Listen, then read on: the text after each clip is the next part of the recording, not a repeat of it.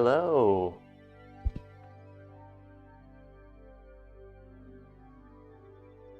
Welcome to day 3 of the LEGO Space Shuttle Discovery build. The third and last day.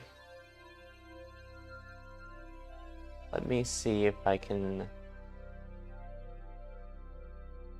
get a camera up here for you all.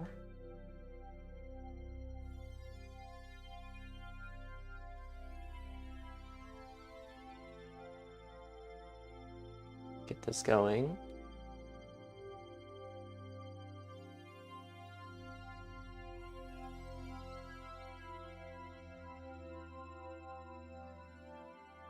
There we go. A little bit smaller so you can see me. Perfect. Hello.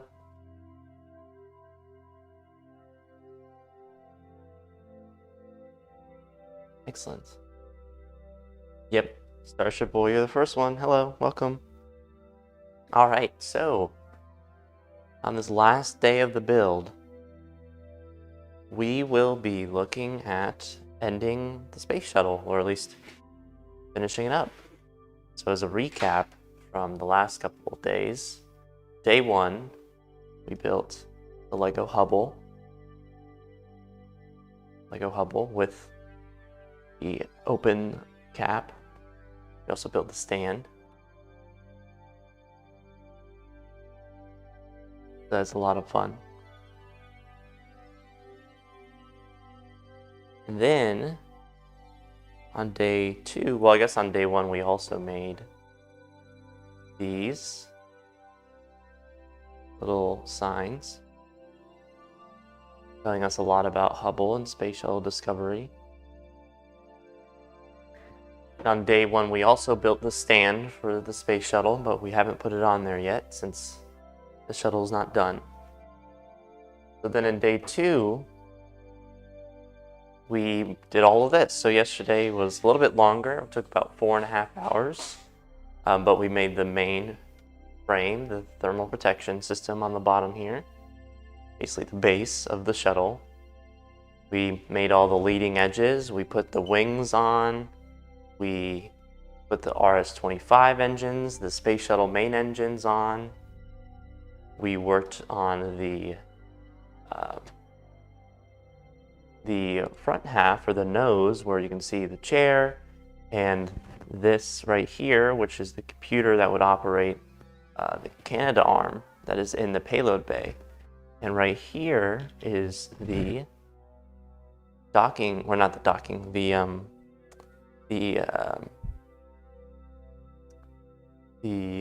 airlock. So if anyone wanted to go from the cabin to outside, whether it be to work on a spacecraft or a vehicle, that's how they would get out. And we have the payload bay, which yesterday we spent quite a bit of time putting these stickers on.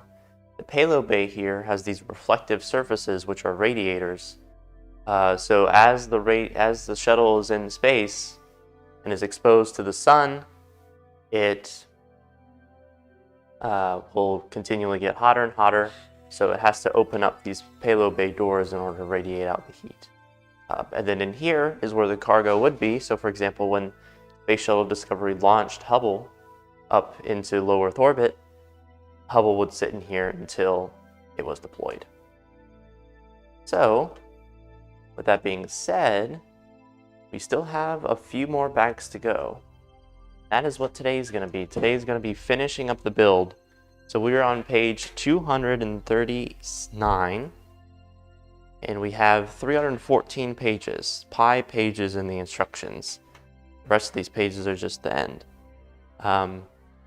So we only have a little bit less than 100 pages, so I anticipate this will be maybe about an hour or a little bit more than an hour.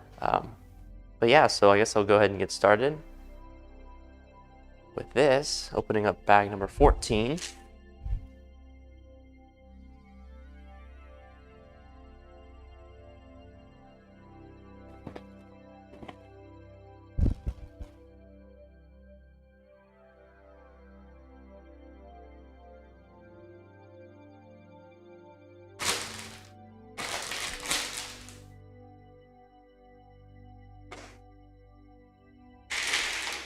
So far between the first and second day, I think the first day was about 3 or so hours of building, maybe a little bit less than that. And yesterday was 4.5 hours, so far we're looking at about 7.5 hours of time in order to build the Space Shuttle and Hubble. So that means that if today takes another hour or 2 hours, we're looking at maybe a cumulative 10 hours for the build. So I don't know if that's fast or not, but it seems like a pretty intricate build, so that's pretty good. Hello, Veer.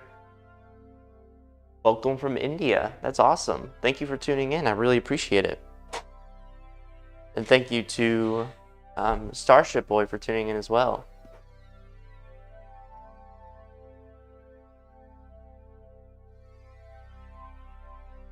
Top Gun says, imagine how intelligent the person that made the instructions for this build is. Yes, it's very intricate. I was talking about this yesterday as we were building a lot of this structure. You know, this main part in here. I guess I'll show you. So this main part in here has a lot of the detail, and most of these side pieces are tile pieces, or sorry, plate pieces, which are generally just very small. So there's just a lot of detail that goes into the design. And that's part of the reason why it's so many pieces. You know, I think it's 2,300 pieces or so. So you know, it really took a lot of looking at previous pictures, probably a lot of looking at the design from the Space Shuttle era, and using all that to try and get a really intricate Lego build. I think there's actually, in the beginning of the booklet here, there's a little bit of a page on the person that designed it. I can jump back to that really quick. Yep, from the design team. From Milan Madge. The Space Shuttle is one of the most complex vehicles ever made, so translating this into a Lego set was a little daunting. We needed to create a smooth exterior and an interior capable of holding the payload. To the biggest challenge was adding functional landing gear. Trying to couple the front and main landing gear without removing any space from the payload bay and without compromising the structure of the model was a real puzzle. It's easy to be blown away by the complex engineering and sheer power of these vehicles, but for me, the most fascinating thing about spaceflight is the human element. That's why my favorite part of this build are the tiny blue seats that covered 5 beings on the special mission. I spent hours as a kid building my versions of the Lunar Lander and Discovery Orbiter in Lego bricks, so to be asked to work on this project was so exciting and such a privilege. So that comes from one of the designers of the set, and when he's saying the blue pieces or the blue seats, he's talking about these little ones or this one. So far we've only put one seat in, but we're gonna have probably another built on top of this section for the build. But yes, it's a very beautiful set. Yeah, that's what Gimme Brick says. It's a really well done set. So let's see.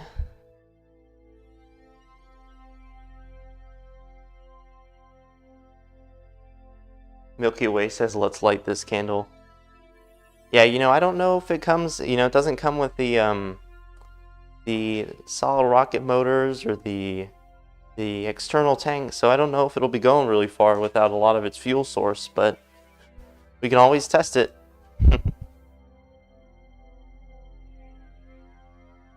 So right now it looks like we're adding some parts that would go onto the nose.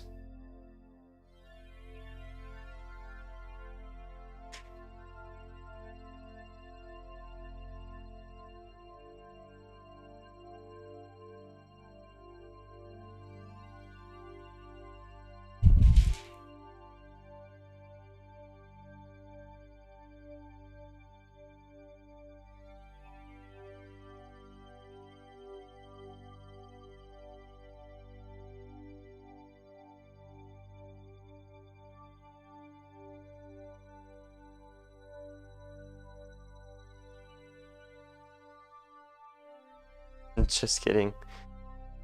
I don't know, we could see how much this flies. I mean, I wouldn't want to test it with this one, but I wonder if you put a few, you know, model rocket engines in the RS-25s here below. You know, if it could actually get off the ground for a few seconds. It is pretty heavy though, so I don't know how much of an impact that would make. It might just be a little bit of a hop. But I wouldn't be surprised if you could find that somewhere on YouTube, someone testing out a Lego model rocket. But I don't think I'll be the one to do that.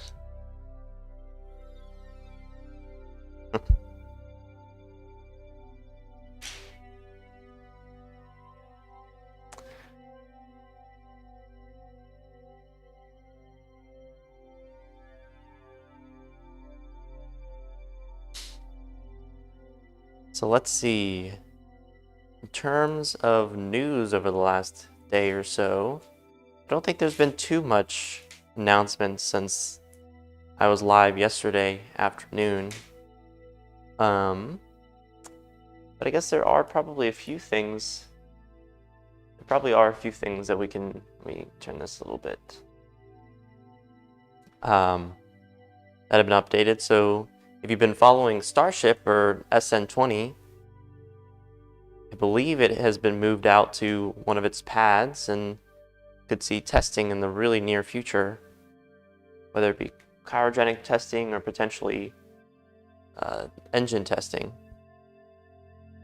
That could be fairly exciting.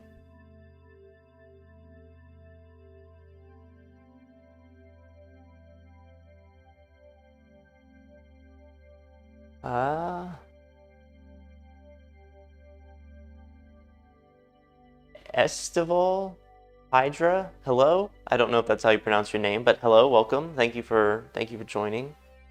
Milky Way says you could try with soda and mint boosters. That's a good point. That might be a little less destructive in terms of maybe potentially breaking a lot of the Lego pieces, but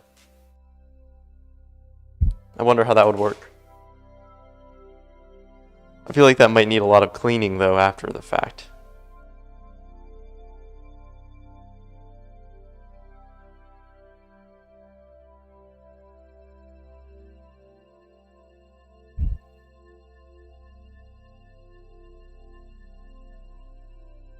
You know, if we really wanted to test it, what we could do is we could take the, so this part we're building right here is the nose, or part of the nose, and it's just going on the front right here. Oop.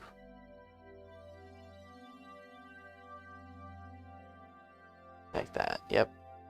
So it's basically just covering, it's just covering where the wheel would be, or the wheel well.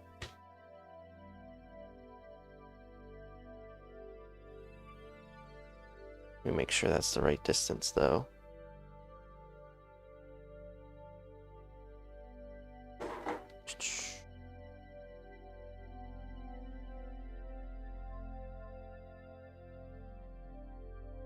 Yeah, I believe so.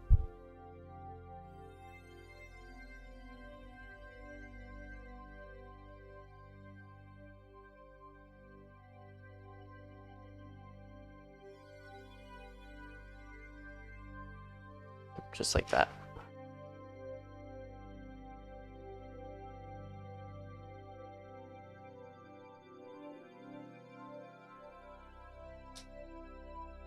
More cowbell. Hello, Scott. Thank you for joining.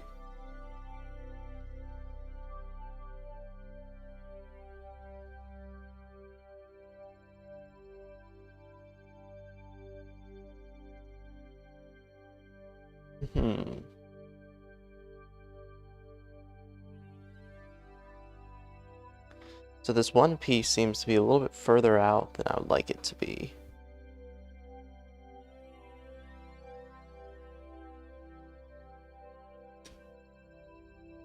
Let's see.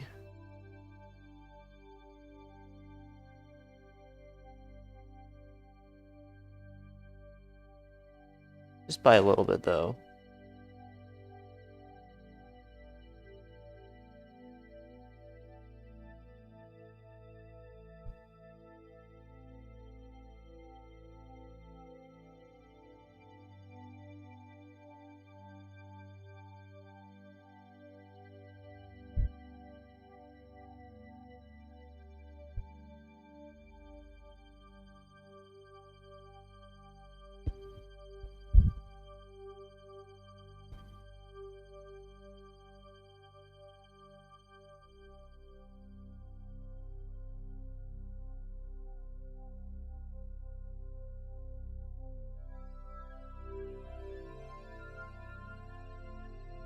see if we can move this back maybe a little bit. Use.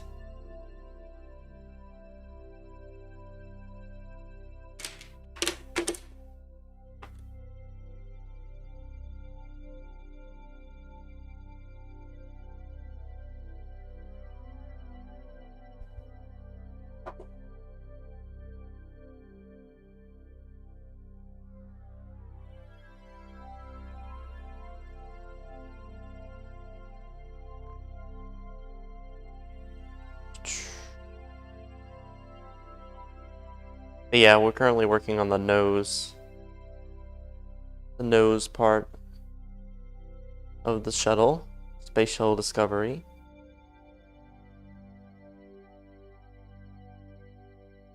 Let me see. Actually gonna go back a little bit when we first put this landing gear on.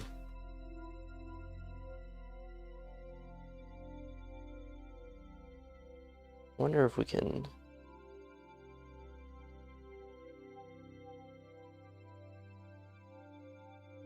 Yeah, that's the right one.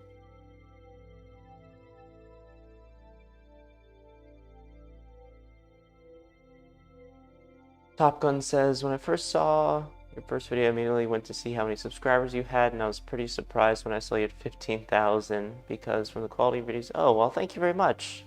Really appreciate that, Top Gun.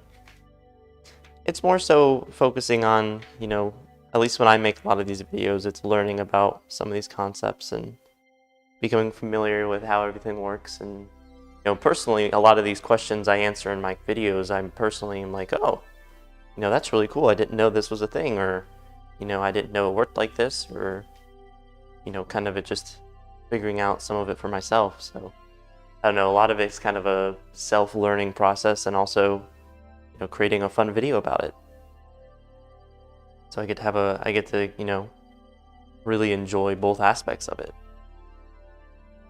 which I seem to think is really fun.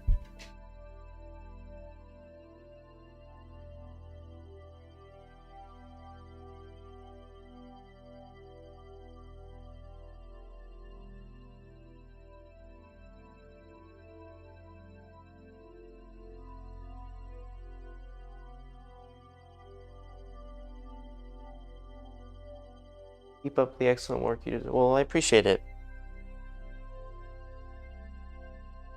As long as you enjoy the videos and are learning something, then I'm always happy to make them. It's always a lot of fun.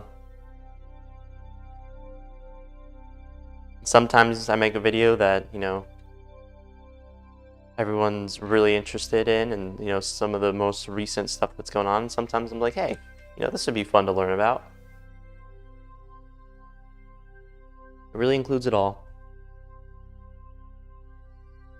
But first.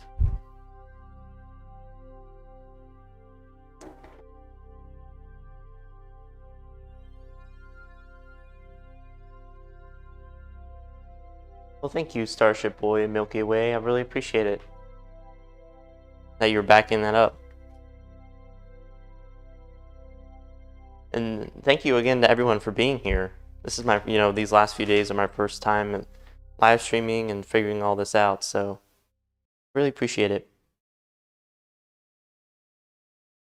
And in the meantime, I'm trying to figure out how I get around this thing I'm trying to fix here. Basically what I'm stuck at, I guess I could show you really quick, is we want to put this nose piece on. So this piece right here, we want to put that on, and this gap right here is kind of acting as the edge of the landing gear. But the problem is when we put it on, it fits over the landing gear, but it doesn't fit as much as I would like it to.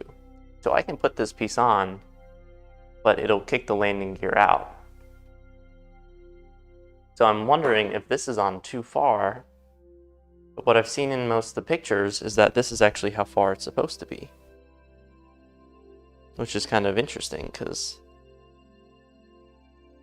I would think that it would want to be back further. So I think what I'm going to do is I'm actually going to take this out and I will reverse it. So I'll make it one closer. And that'll allow us to close in the landing gear. Well, it sounds like a lot of people have, been subscribed for a while, so really appreciate that.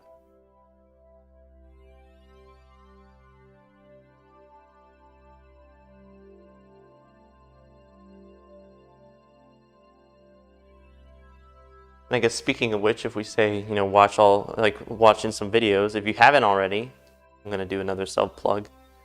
I created a video on Monday, which was talking about some of NASA's greatest achievements in their first 20 or so years in development. So, since 1958, when NASA was first founded, all the way to 1977, in the video, we go year by year, not spending much time, but, like 20 or 30 seconds talking about a major accomplishment during that time frame and what it means to NASA, as well as, how it impacted the future of space exploration. Just a little bit. And it was really interesting because, a lot of these concepts, like a lot of the major events, we can think of things like maybe the Apollo 11 landing, which, is very popular, and Viking 1, when we talk about Mars exploration, landing on Mars is important for the future of Mars exploration. But there's also a lot of other ones which kind of go unnoticed and tell us a lot about how NASA kind of got to where they were today. Yesterday I talked about the Echo 1 mission. One of the early communication satellites, which was just basically a giant balloon that got inflated in space. Another one that I don't know a lot of people focus on are the Pioneer missions. Some of the, not just the early ones, but some of them that went out to explore Jupiter and then later Saturn. But I don't talk about the Saturn flybys yet in the video because they hadn't happened by the time I finished the video. Or the last date I go about in the video. But these early flybys and these early missions, even though they might have failed in some aspects, maybe a camera didn't work or something, or they ran into issues somewhere, at the end of the day, they really helped pave the way for some of these larger missions, big ones like landing on the moon or Voyager, or some of these, or even getting into like the Mars rovers. Eventually we had to improve upon how we landed on Mars and test Sojourner, but I haven't got that yet in the video. So maybe in part 2, which will come out probably in a week or so, that'll be a good one. Top Gun says, have you studied something and what is your job? That's a good question. So I'm currently a student. I'm studying aerospace engineering. So yep, so I'm really fascinated in space exploration and all this fun stuff. So that's what I'm hoping to pursue as a career. And Milky Way says maybe another one from 1977 on. So yeah, so that's my plan. In the video, I kind of mentioned it briefly, but I actually wanted to break it up into 3 or so around 20-year segments. So the first one would be the first 20 years of NASA. The second one, I think I'm going to have it a little bit further. So I think it'll be 1977 to the turn of the century, so going to 2000, and then from 2000 to today. And the reason for that is because, in this 2000, or from 1977 to 2000 is a big time frame for Shuttle, as well as where we start to see a lot of these robotic missions emerge and evolve. And we see this transition from human flight, which was necessary for a lot of science, but also going to, hey, as computers get better, we can start to use robots, sending them elsewhere, including Voyager, a lot of the early Mars missions, the Venus missions, Cassini, but Cassini really didn't get out there until, later on in that time frame, and the development of the International Space Station. So yeah, so that's one of my plans is to work on one that keeps going. So yeah, I'm from the United States. Yep.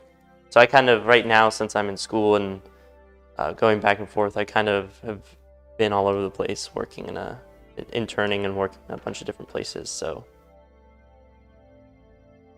But yeah.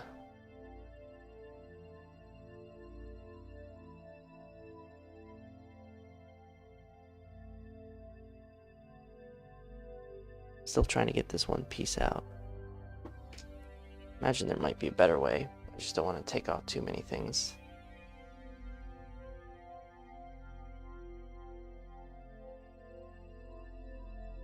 There we go, I think that might be it.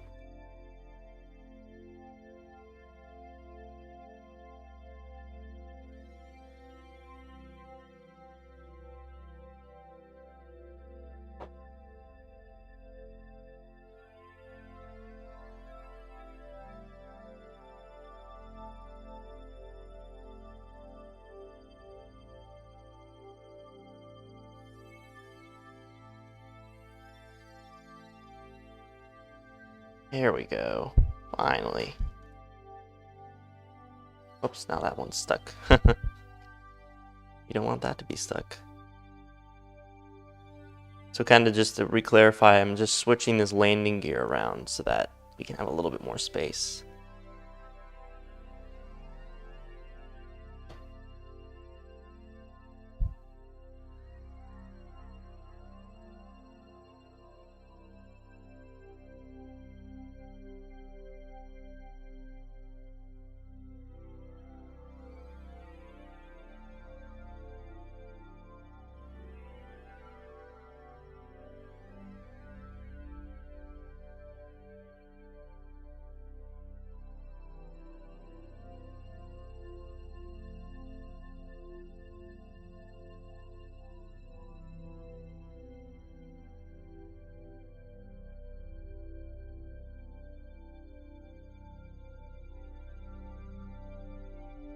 There we go. Flip that around. Put that right there.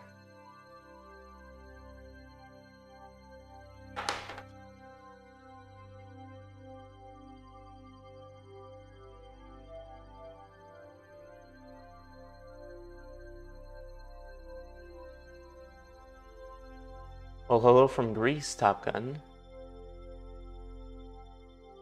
Next year to the school exams to pass in the Air Force, and then hope in the future to have a chance to become an astronaut. Wow, that is awesome. That is really incredible. Well, best of luck. You know, if you're looking to become an astronaut, definitely in the time frame that you're looking at, there's definitely a chance you could be going to the moon or even Mars. You know, with the development of Artemis and, you know, the Artemis Accords. You know, there's a high likelihood you could be going to the moon.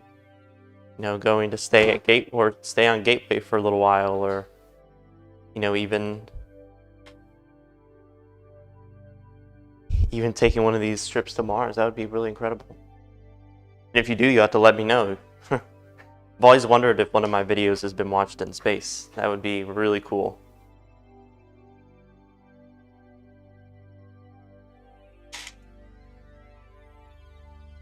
Milky Way says, I wanted to be an astrophysicist, ended up being an IT specialist. You never know where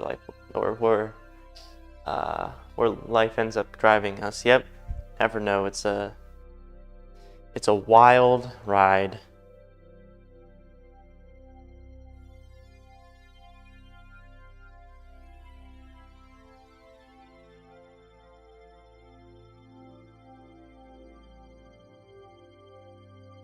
Yeah, so that piece fits on much better. Now there's one other problem. I took a piece off, and it doesn't want to come back. I don't know where it went. Maybe it's in one of these pages? No? I don't think so.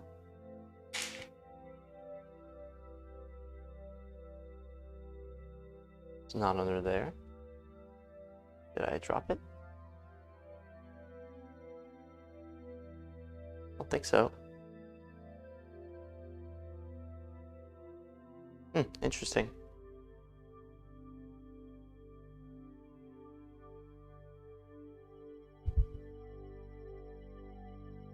See if I can see on the screen where it is, because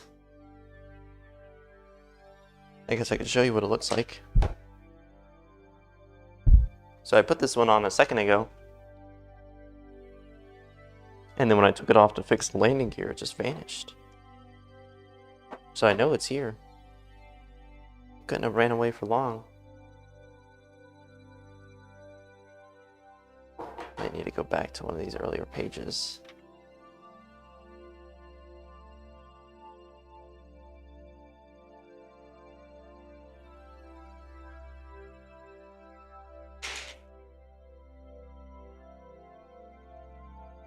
See if it's on the ground. I don't think so. I think I would have heard it.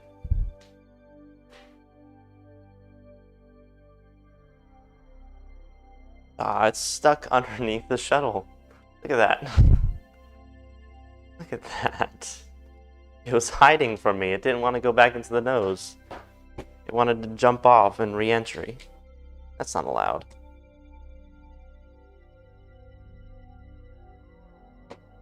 The missing piece was just stuck somewhere.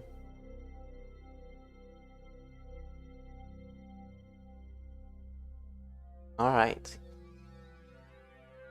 That was a little bit of a hiccup trying to fix that one part, but I think we're back on track. Like I said before when I first started, so the Hubble is what we did on day 1 right here. That took us about 2.5 hours. It also included the stand, these little name tags, and this stand for the space shuttle. And then yesterday we made this entire space shuttle Discovery. So, well, not all of it, because we're still working on it, but we basically made most of this. And that took a little bit over 4.5 hours, or around 4.5 hours. So today we're finishing this up, and we're gonna be complete with the Space Shuttle Discovery Lego set. So it's gonna be fun.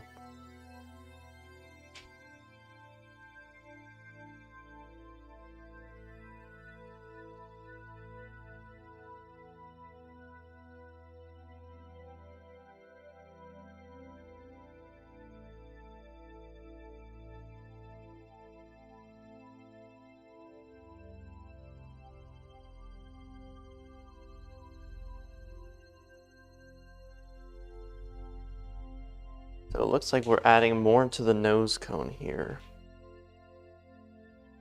I don't know how well you can see that. So I'll show you. This might be going on the side. This looks like it might be the side of the nose. Then we're adding some more right here and to round it off.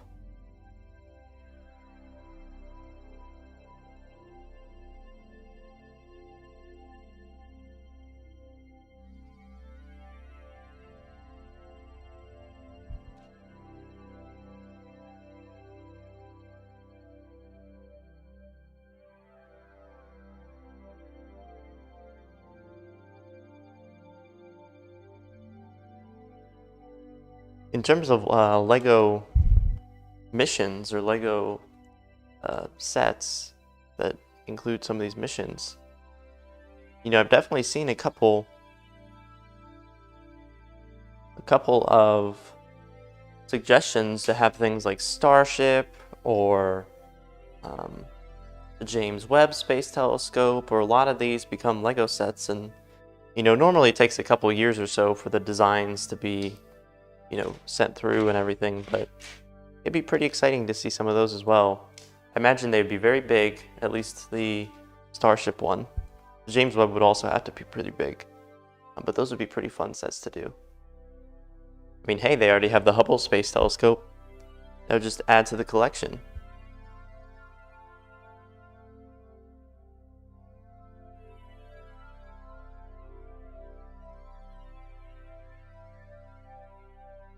So yep, so this was the side we just built here, and we're putting it right on here. It wants to snap in. Yep, there we go. I guess I can show you. Just put it right here.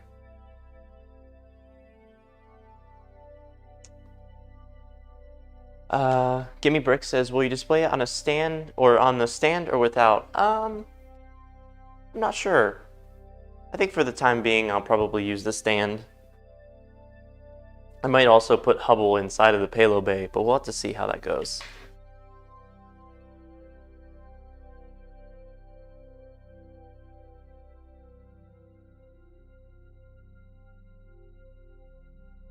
Top Gun asks, how much does this Lego set cost? So it costs around $200. And I actually mentioned this on day one, but I guess I could show you. So here's the box, right here. And you can see it says it's 2,354 pieces. So one way to estimate how much a Lego set costs is by the amount of pieces. So a Lego piece usually costs around a dime, usually a little bit less depending on how big it is. But most Lego pieces costs, 8 or 9 cents or so. And since this is a lot of small pieces, they'll probably cost less than a dime. So, you can approximate it, divide that number by 10, and that's usually around how much the set will cost. Yeah, that's a good approximation. And Gimme Brick says, I gotta go, keep up the good stream. Thank you very much. Thanks for stopping by. I really appreciate it. Hopefully in a couple hours or so, this will be complete and we'll have a finished space shuttle. And it'll be go for launch.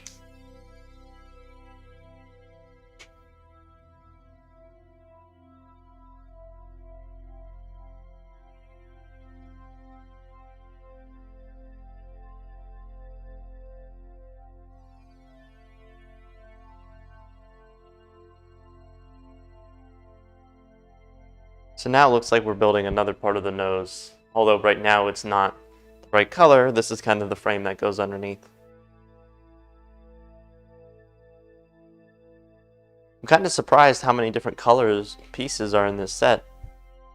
A lot of these, like yellows and blues, they don't show up on the end. Even when you open it up, I guess in this case the seats. But even when you open up, they don't show up. So I don't know if that's just how they wanted to design it, or to make it easier to find the pieces, or what. But pretty interesting. Normally when I think of really big Lego sets, you think of them being a lot of the same colors, maybe the gray or black, or in this case I guess white pieces as well. But I don't know, it's interesting. I guess it kind of helps differentiate the more intricate designs on the inside.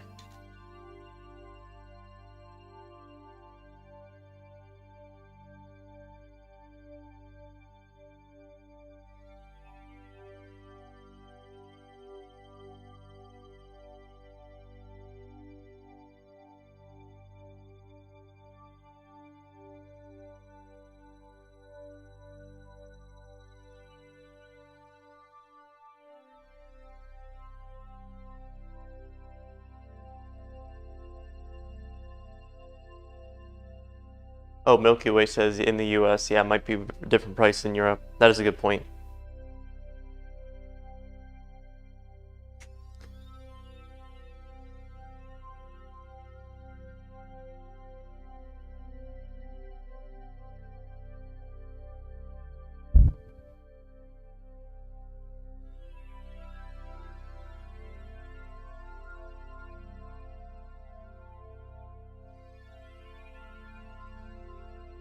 Whoops.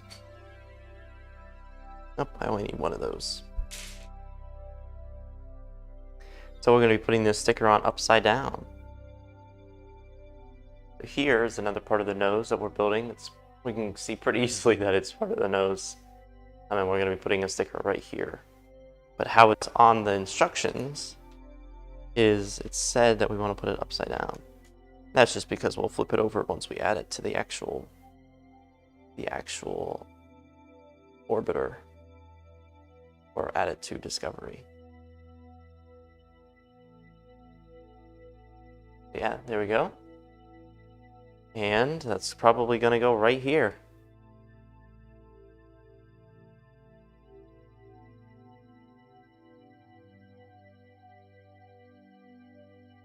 if I can add it, if it wants to go on. Oops. Here we go. Look at that. We have part of this half of the nose done. We still need to do this side though.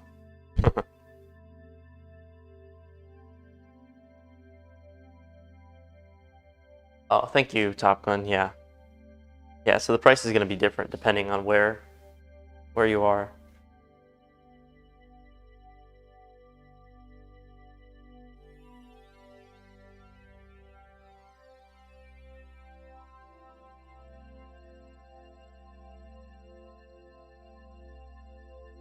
Why does that not want to go on there? There we go. So we put on the very front of the nose.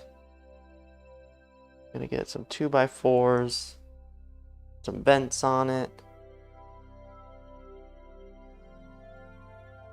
This is going to be, again, in the living area. I don't know how well you can see that. Vents right here. These are representing racks that are used in the space shuttle for storage, which is pretty cool. Some attention to detail there. They really thought of almost everything in this set. So far, I think they've covered all the bounds.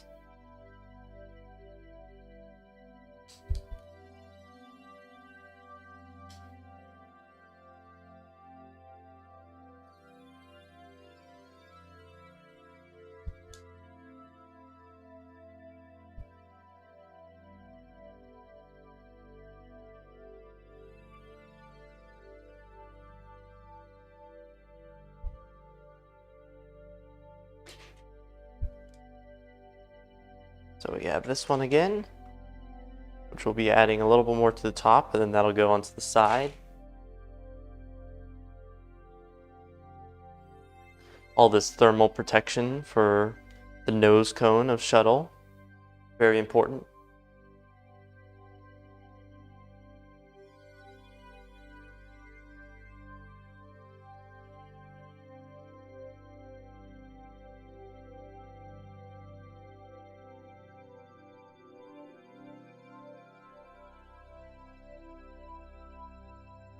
Yeah, here we are.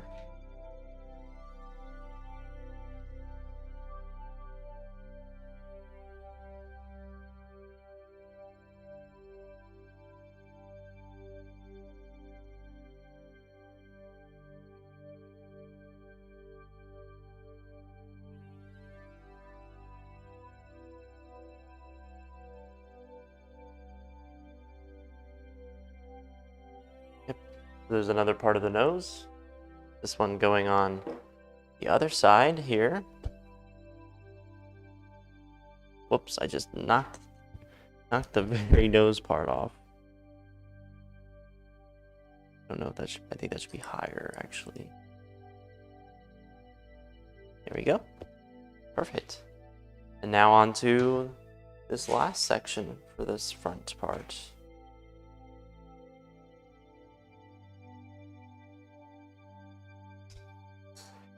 So speaking of astronauts and the Artemis Accords, I believe the Artemis 2 mission, so Artemis 1, which is supposed to be launching in the next couple months or so.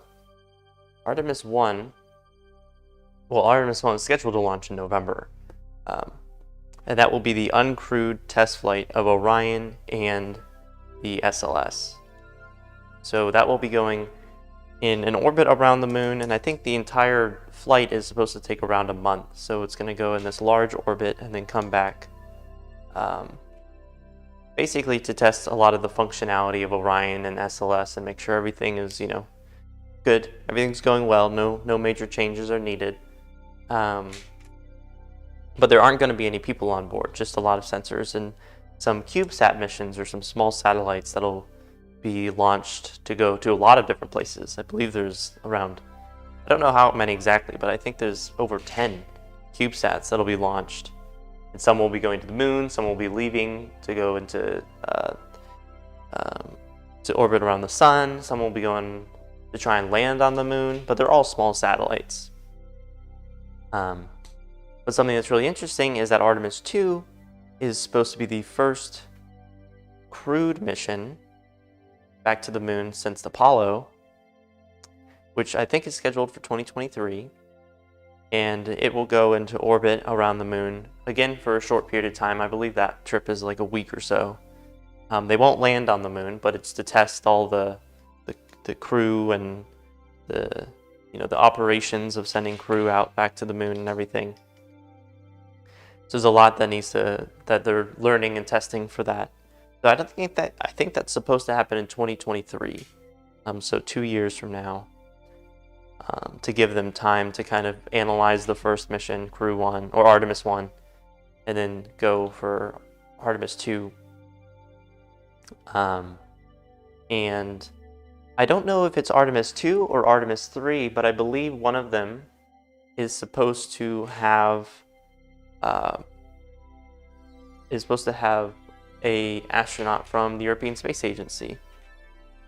So I think that's supposed to be a part of the Artemis Accords, is sending some astronauts from, because I know Artemis, is a big NASA project, but there also is an international effort or collaboration with the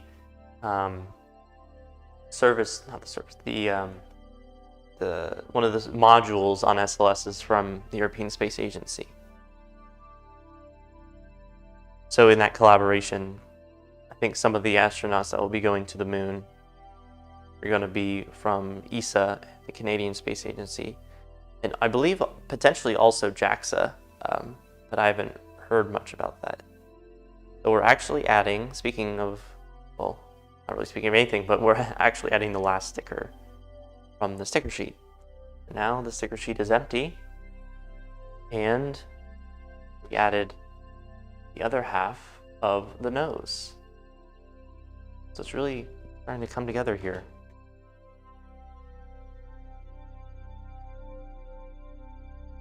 But yeah, so that should be exciting. I don't know. I think it might be Artemis 2, but I'm not quite sure. It could also be Artemis 3.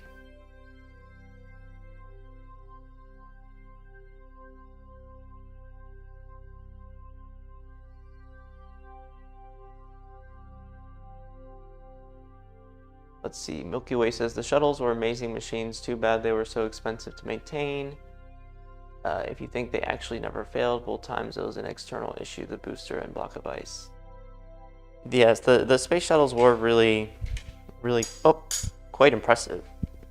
And they were, one of the big expenses that come from maintaining them in between flights. So, it is that big, how reusable were they? And they definitely were, very effective in terms of bringing things to orbit, bringing astronauts to orbit, and operational. In terms of Columbia and Challenger, I think they definitely were. I don't know how much you could say they were external issues because they were still part of the vehicle and part of the environment. But yes, they were very unfortunate events. Hello, Headler. Thank you for joining. About what you said about Orion, do you think if they are targeting a polar orbit, which would be more in line with the future Gateway, or an equatorial one? That's a good question, Milky Way. Are you referring to Artemis 1, or are you referring to further down the stream? Because Artemis 1 is not going into, it's going into a very different orbit than where a Gateway is supposed to be. Artemis 1 is going into a very large orbit around the moon.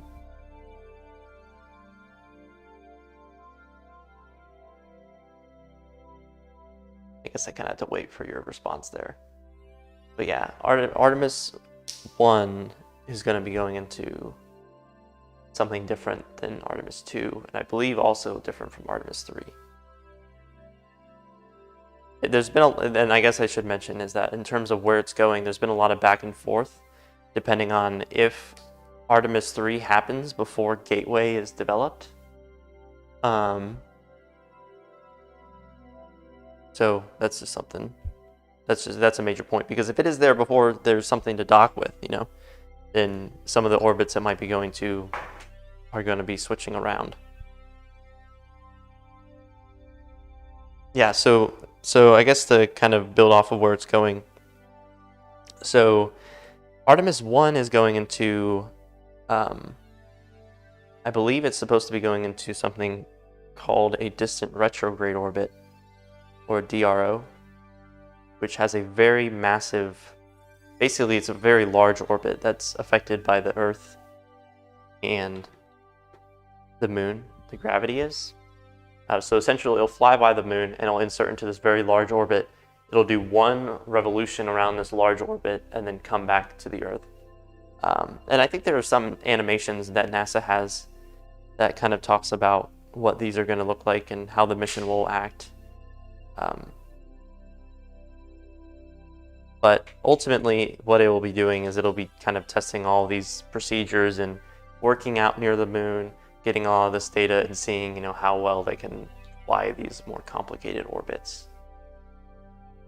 And then Artemis 2, I think it's supposed to insert into an orbit around the moon that's much closer.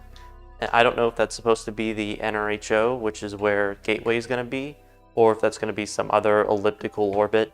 I think that is, I think that might also decide on the timeline for Artemis 3, because what orbit they go into for Artemis 2, they might want to learn more about what they need to do for Artemis 3. But there's still a lot of studying going on around Artemis 2 and Artemis 3, and how it all plays a role in, or how the orbits that we go into will change or evolve depending on what we want to do. So yeah, so there's a lot of kind of not necessarily unknowns, but questions about how we're going to operate out there and how that's all going to work. But as we were talking about orbits, we finished most of the nose for the orbiter. You can see into the crew area right there. Pretty exciting. Space Shuttle Discovery. That's pretty awesome. And then we have the payload bay, again, opening it up with the Canada arm. Went out. Very intricate set. Very awesome. Big fan. Big fan of the set. Yeah, so the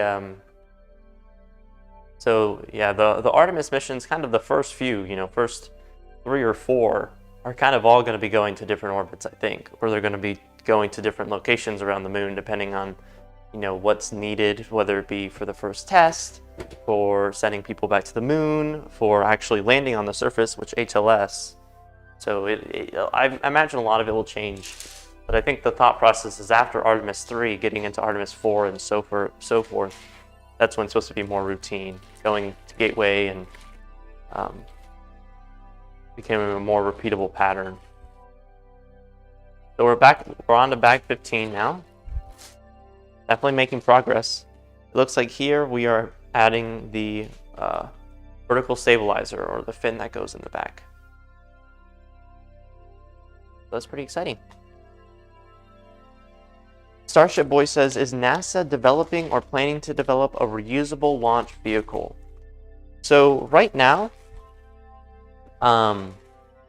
pretty sure NASA's main launch vehicle that they're working with is the Space Launch System, and I do not know if they have any plans to build a different one anytime soon, because this is the very early stages of the Space Launch System still. I mean, even though it's been in development for a while, it hasn't, the SLS hasn't launched to orbit yet. It did have a test flight earlier this year, but it has not actually, gone to orbit. So if we think back to like the space shuttle era, going from Apollo to the space shuttle, at the time that they were developing the space shuttle, there really weren't a lot of other vehicles that they were planning on developing, especially when the space shuttle first started flying. It wasn't like they had already started thinking about the next rocket. So SLS right now is currently the generational rocket for NASA. it comes from, this more complex history of the Constellation program back in the early 2000s to the SLS coming about in the later 2000s, early 2010s. So for the time being, as of what I'm aware of, I don't think NASA is currently working to develop a new reusable or a new launch vehicle in general. Maybe in the further future they might be interested in that. But from what I'm aware of, I don't think that they are developing one. I also don't know. I think, the Space Launch System is going to be providing a lot for these upcoming Artemis missions. So I think a lot of focus is going into those, making sure that it's safe, making sure that it's reliable for crewed flight, which is very important. Because even though, the Starship will be a main provider in getting people onto the surface of the moon, currently SLS is the main way of getting people safely to the moon. So there's a lot that has to happen there. It's it's this very big effort to get people onto the surface of the moon, just like it was in the 60s for the Apollo program. The Saturn V was a 3-stage vehicle, and it had, just the amount of delta V to get people to the moon and back, and they had to leave a lot of stuff behind. They had to leave the oh, this is interesting how we put this on. They had to leave the lander on the surface of the moon. They kind of went back up to low lunar orbit, and then they had to come right back. So that's kind of why Artemis, or one of the main reasons why Artemis includes Gateway and, the commercial human landing service aspect of it, is because hopefully it will be a little bit more sustainable, which can, in the long term, lower the costs of going to the moon. So even though SLS and a lot of it's pretty expensive right now, and it probably will be for a little while, the hope is, long term, 10, 15 years down the line, going to the moon will be something that isn't, just a couple years and a couple missions.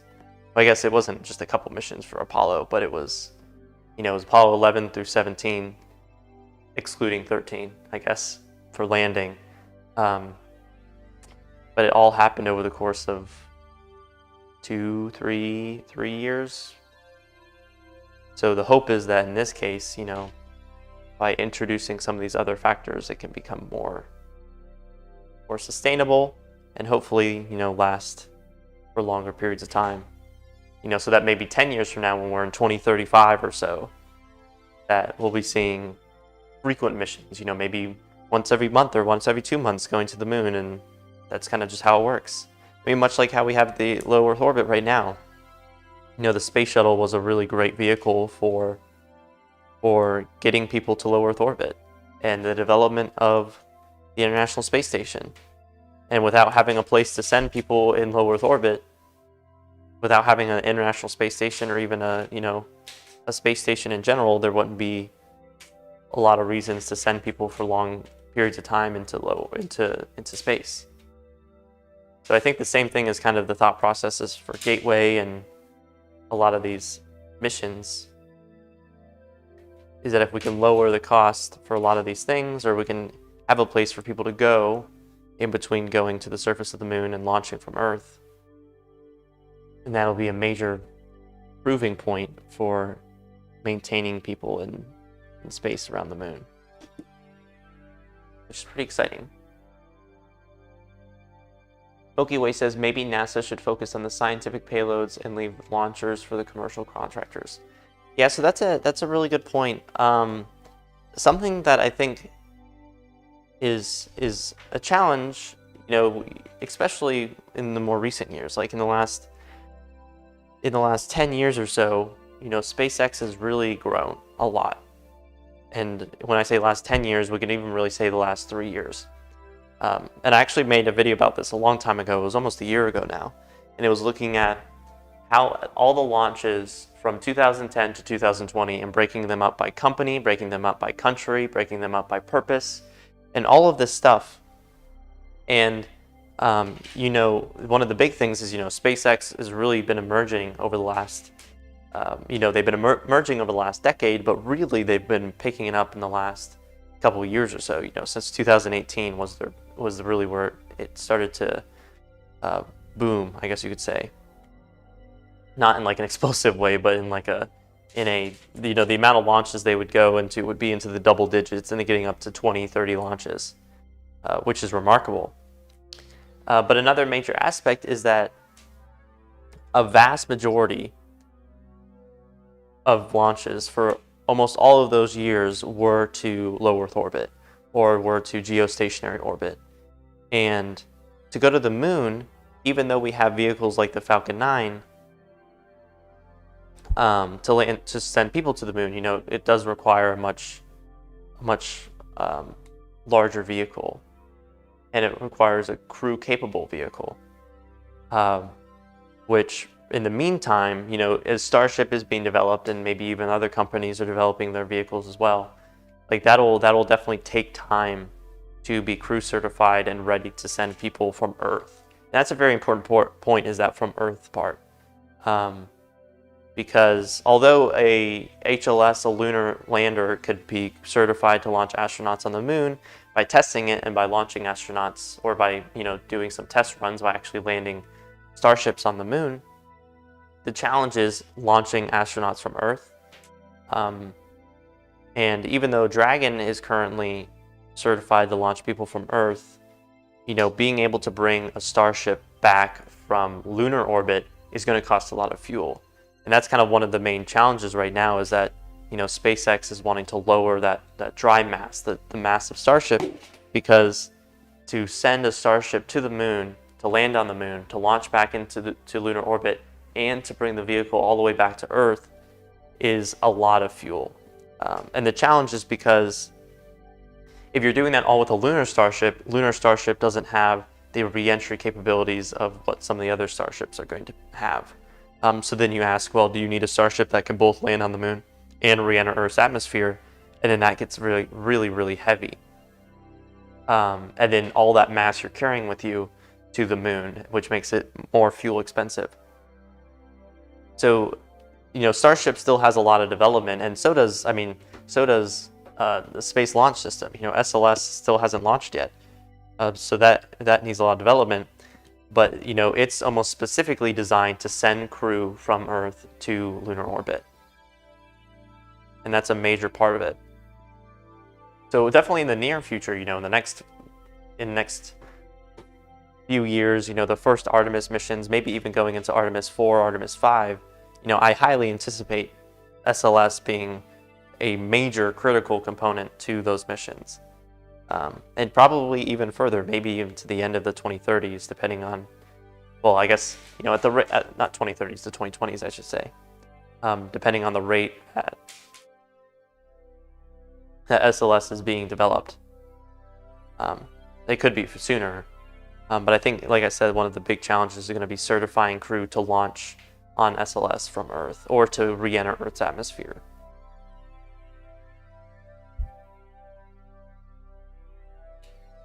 So yeah, that's a major part of it. But yeah, I do think a lot of what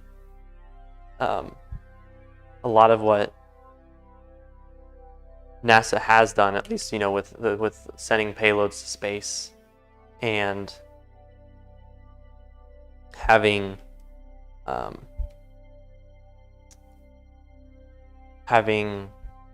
astronauts go to the International Space Station. A lot of that can be commercialized, and we're seeing that now with Crew Dragon and Starliner. Hopefully, fingers crossed for Starliner in the near future.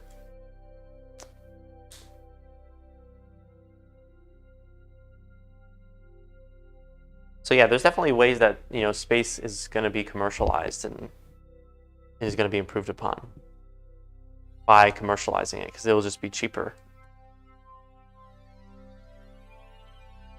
But it's kind of, where do you draw that boundary? Where does something go from, being that scientific payload that's needed to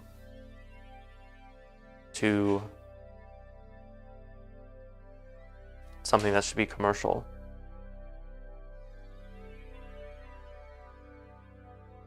Yeah, SLS must run its course, but after that, that's a great point. I think that's part of what this, it's interesting because this last 10-year time period was really a test for reusability.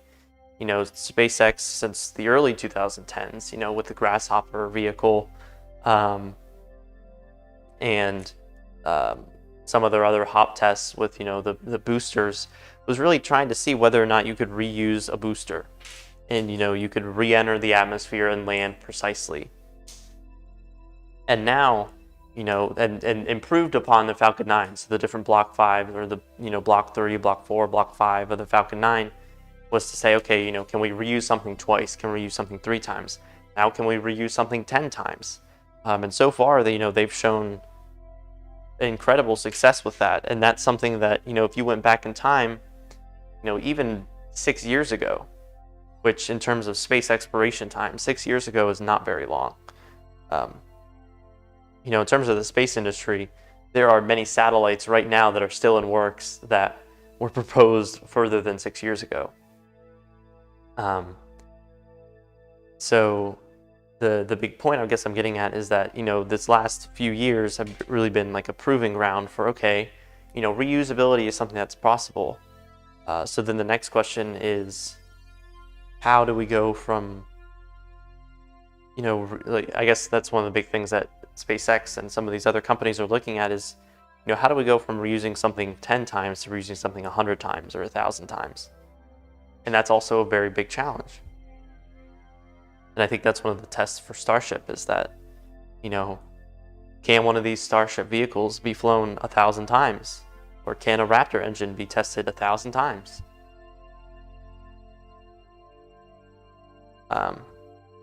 So I think kind of, the next 10 years will be that grace period of, okay, we have the first Starships, we have the first, whether it be New Glens, Vulcans, BE-4s, we have these first vehicles.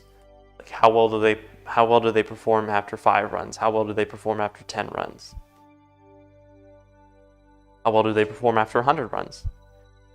And during this grace period of the next, I would say probably next 4, 5, 6 years, getting into the late 2020s, we'll be seeing a lot more of that. A lot more of those kinds of tests.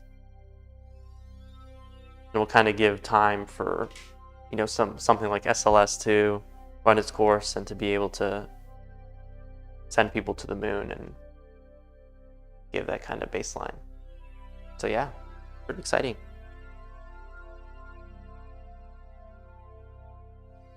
Yeah, I don't know. I'm mostly curious. I don't know if that's something that's really been talked about too much in terms of for SpaceX, but I'm curious as to how many times a Raptor engine has been tested. If they've done a test fire of a single Raptor engine 10 times, 100 times, 1,000 times.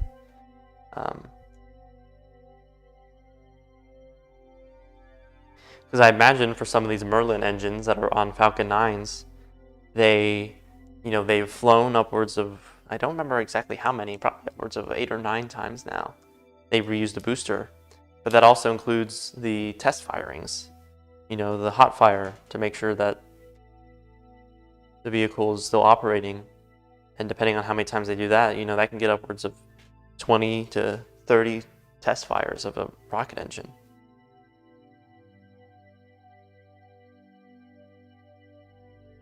And then I guess another part of it is refurbishment, how many modifications are needed between flights, which is still something that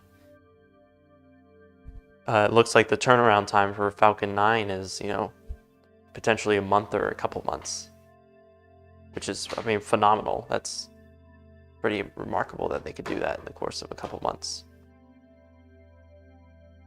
But, when we get to these larger vehicles like SLS, not SLS, sorry, like Starship, can that time be shortened? Is there even a turnaround time, or is it just going to be right away? Because I know there's a lot of, there's the goal of it being just like an airliner, refuel it maybe 30, 40 minutes later and you're flying again.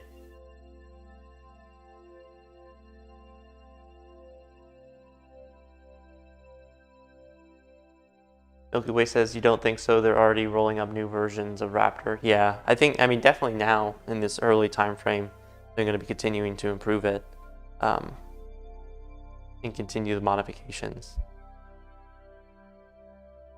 I think it'll just be interesting to see, in order, because I guess if we think about it, for HLS, they're talking about needing, I think the document said they would need something like 16, but potentially lower to, depending on, how the design changes, maybe closer to like 10 or so refuels in order to get one HLS to the moon, which will require, 10 or so launches. Whether that's going to be the same vehicle or different vehicles or so on and so forth. That'll be something that we'll have to wait and see. Not like everything else. Alright, so let's see what's going on here.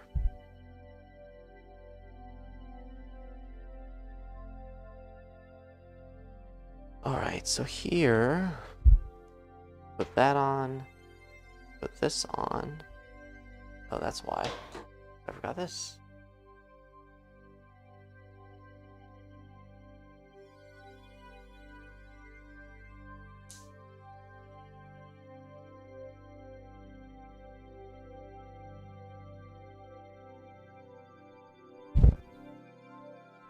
Yep, so it looks like we just made the vertical stabilizer. Or the top fin that goes on the back here.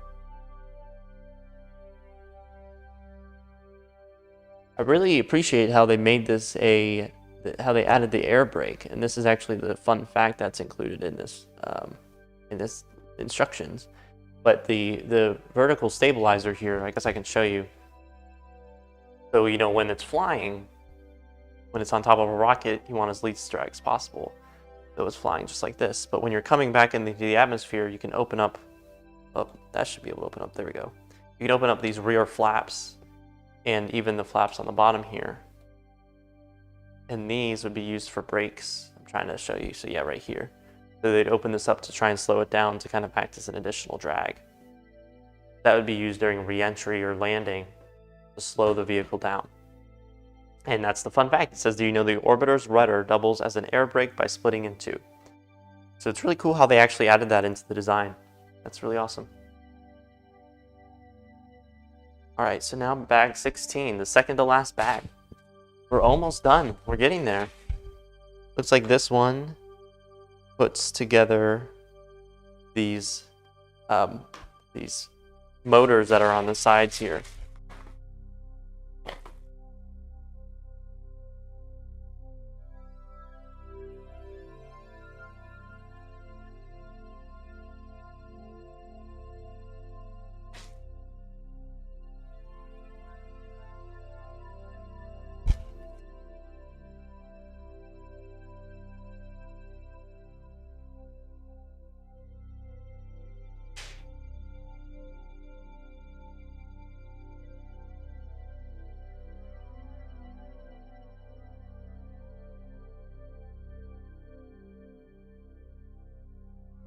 But yeah, it'll be really exciting to see all the testing for. It'll be really exciting to see all the flights with Starship and SLS coming up. A lot of these vehicles we've been wanting to see fly for, I guess SLS since 2017 or so, when one of the first announcements was about the interplanetary transport system. So 4 years ago. And with SLS, since, I say Starship since 4 years ago, and SLS for, a decade, or even more. So it'll be really fun. It'll be crazy if they all happen in the next few months. That'll be really busy. It'll be very, very busy.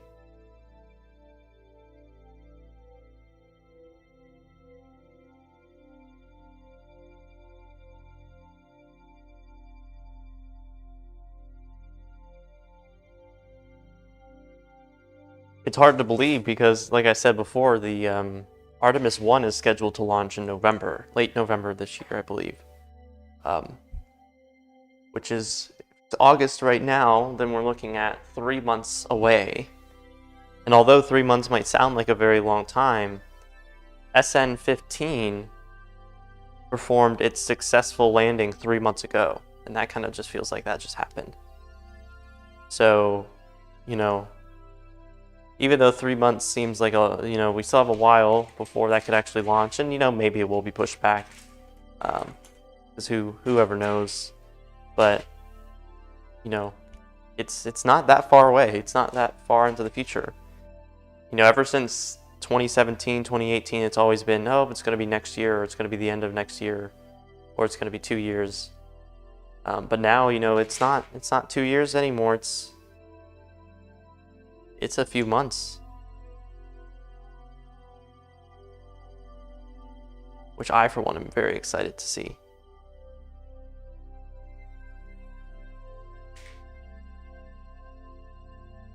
Yep, let's hope so. Let's hope it happens in November.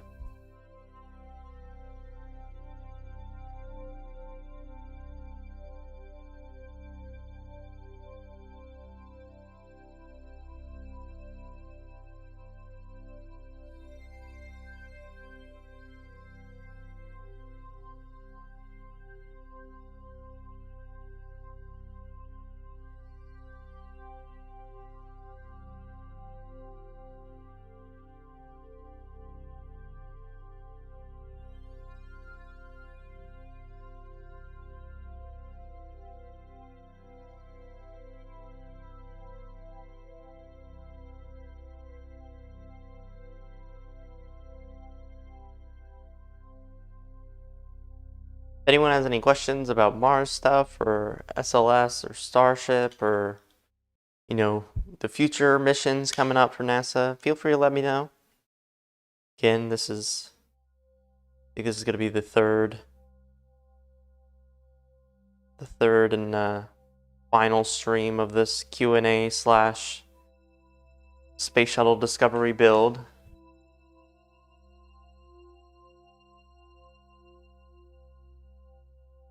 So hopefully it'll be, or we won't run into any big, problems with the build, or, I put something on the wrong side and we have to fix it. I think we're kind of in the clear so far. There's just that one hiccup earlier with the landing gear.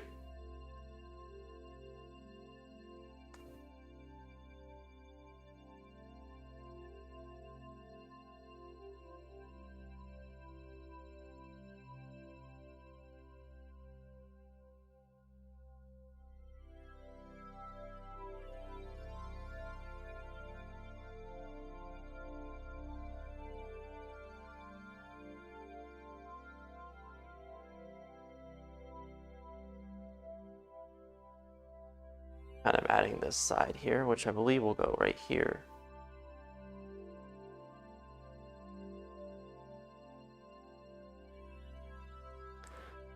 Starship Boy asks, is Hubble fine? Yes, I believe so. So there was an issue, I want to say a little bit over a month or so now, maybe 2 months, with Hubble, where the computer was, or one of the computers was not functioning. And a lot of people were worried that, Hubble is 31 years old now. So, back in, we've actually talked about this a few times yesterday and the day before, but, back when Shuttle was still flying, there'd be resurfacing missions where a crew of astronauts would go up on Space Shuttle Discovery or Endeavour or some of these vehicles, and they could go up and fix Hubble if something was wrong.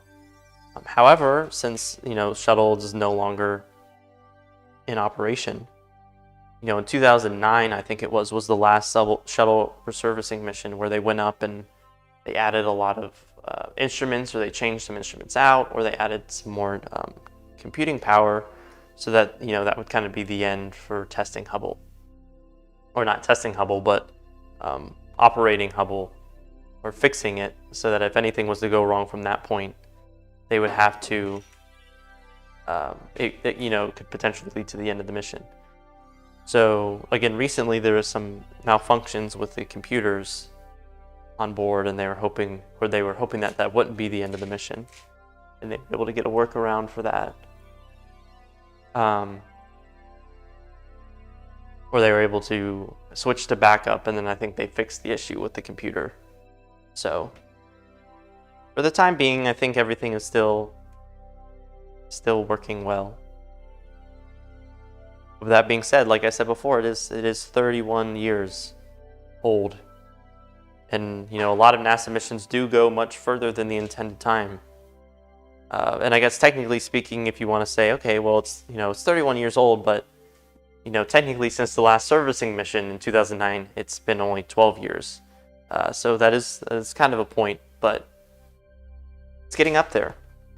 So James Webb, or some of these other space telescopes, really need to kick it into gear to start functioning, because we don't want one of our main ways of studying astrophysics and exoplanets to, I guess not so much exoplanets, I don't think, because I think there's other satellites that do that.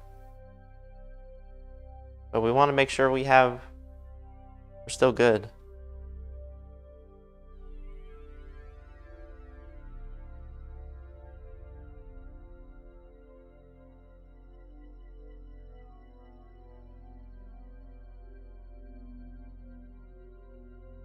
That's a good question.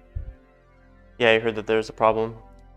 Yeah, I believe from what I understand, I think about a couple weeks ago they were able to fix the dilemma.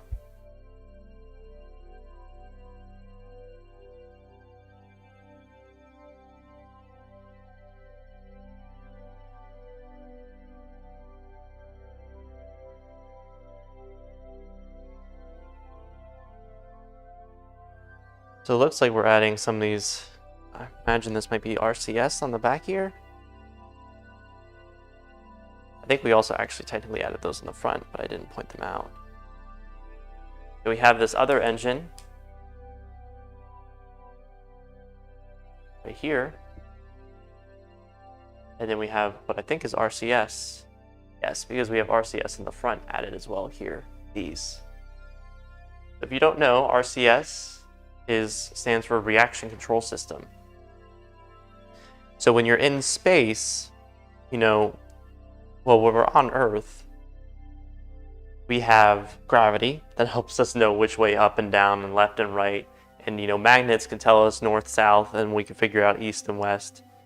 But when you're in space, you can use some of that stuff, but at the end of the day, you can't just walk around, or there's no gravity to help you turn, or, well, there's gravity for, orbits, but, you're kind of just floating around in space.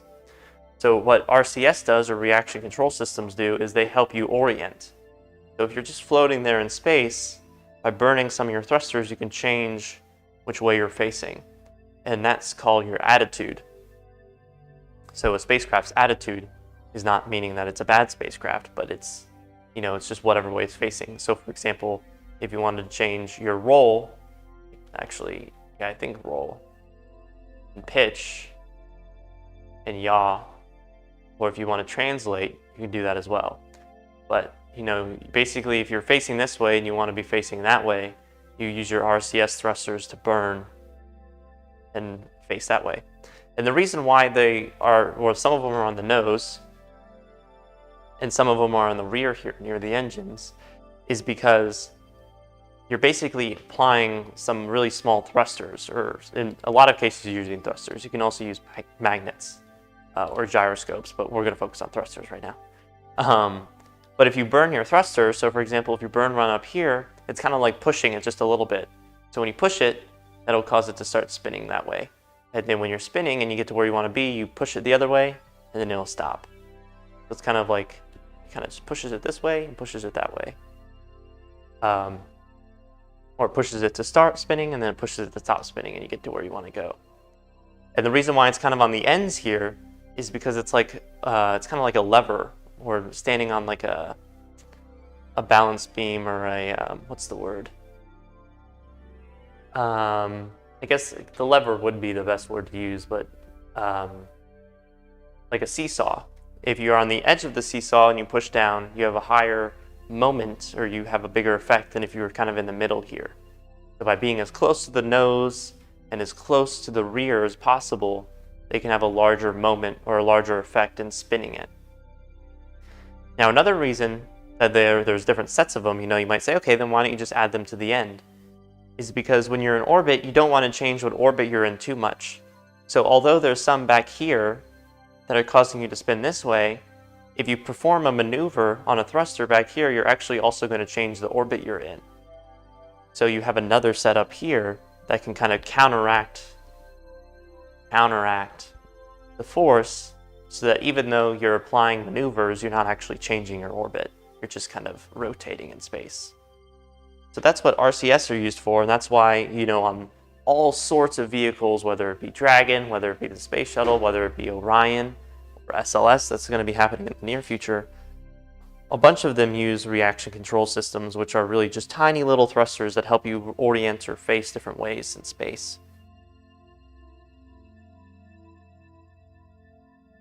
And Milky Way says, it's a good attitude. Yep, you gotta, that's just the name of it. You just have to have the right attitude for your spacecraft. And which way your spacecraft is facing is a really big thing in space. It's very, very important to be facing the right way. And I say that because a lot of missions, not so much NASA missions, but a lot of satellites that are launched, whether they're communication satellites, whether they're surveillance satellites, all sorts of satellites, a lot of them have failed in the past because of attitude control. And the reason is because, you think about it, attitude control is everything. If you, for example, let's look at Hubble. Let's say Hubble, whoops, we dropped the stand, that's not good. Let's say Hubble is conducting an experiment, and let's say this camera right here is the sun. So if Hubble is conducting an experiment and then all of a sudden you accidentally orient to the wrong angle and you point the telescope directly at the sun, then you basically just destroyed your $1 billion+ space telescope because you're going to destroy all the instruments inside. So that's why there's a sun shield. So they know that they should never point the lens directly towards the sun. But you have solar panels, so you do need to point parts of your spacecraft towards the sun in order to power it. So that's kind of like another part, is if you're oriented the wrong way and your solar panels aren't set up the right way, like if they're set up head on like this, then you might be collecting data, but you won't be getting sun for your solar arrays. And therefore, your spacecraft will end up dying. There's also antennas, and these antennas have to point to Earth so that we can talk to Earth. So attitude is so important because if you're not pointing the right way, whether it be to collect data for the instruments, whether it be solar arrays to gain power, or whether it be to communicate back with Earth, all of these have to be taken into account for attitude control. So that's something that isn't really, that fancy or thought of when you think of spaceflight. It's kind of just given. It's a given. Oh, the satellite's going to be pointed in the right way, or it needs to perform the maneuvers. But it's almost one of the most critical parts of spaceflight, because if you're not pointing the right way or something's not going as planned, then, it could be quite a challenge. So yeah, that's kind of a big important thing. And especially for spacecraft, as far as going to Mars, there are orbiters around Mars that have to talk with the Perseverance rover and the Curiosity rover and the InSight lander, and all these different vehicles that, they not only have to talk with the rovers and the landers, but they also have to send data back to Earth. And that's part of the reason why NASA has such a good infrastructure on Mars is because they have this large history of orbiters that they've sent to Mars, which can be used to relay data from rovers back to Earth. That's also one of the reasons why we get so much data back from like the Perseverance or the Curiosity rovers, is because we basically have a communication system at Mars that can help us take